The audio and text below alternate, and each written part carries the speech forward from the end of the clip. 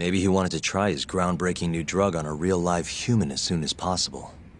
If it worked, he'd have the cure. And he'd have it without dealing with all the red tape these things go through. It would have saved him years. That's possible. I guess Shono was surrounded by dementia patients. One little test wouldn't be a big deal, and if it succeeded, his drug would save the world. If it meant curing Alzheimer's sooner, he might have been okay accepting the risk. But instead of doing what it was meant to do, 89 had a horrible side effect. Death.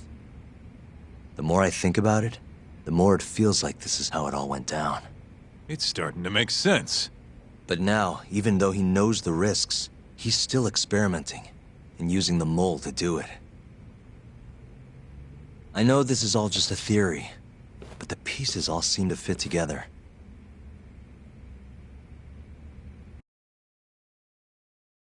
Going down that path, Yagami-san, that means Okubo really was innocent, yeah?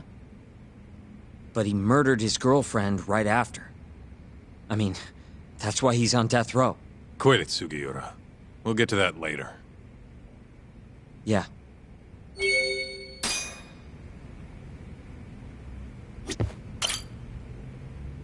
So, to summarize our theory so far, it all started 3 years ago when Shono accidentally killed a patient during an AD9 test. But those tests are still ongoing. That's why Hamura had all those Kyorei guys killed. But wait, how would a guy like Shono get wrapped up with Yakuza and assassins?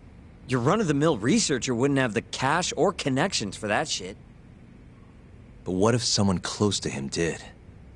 Someone Shono knows who's got Yakuza ties? The hell could that be? Shigeru Kajihira, chairman of the Kajihira Group. I'm not so sure about that, Yagami-san. Huh? Think about it. The murdered Kyorei Yakuza are Kajihira's men. Besides, there's no evidence of any connection between him— I guess you have a point there. Well, we can rule Kajihira out. Who is Shono's go-between?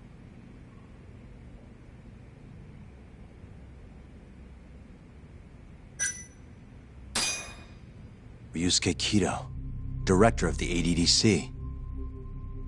Oh, I see what you mean. Kido would have access to ADDC funding. There's even been talk of him having ties to the Yakuza somehow, right? I think you've cracked it, Yagami-san. It had to be Kido. I don't know if that's really true. Why? Think back to the AD9 press conference. You remember the look on Kido's face?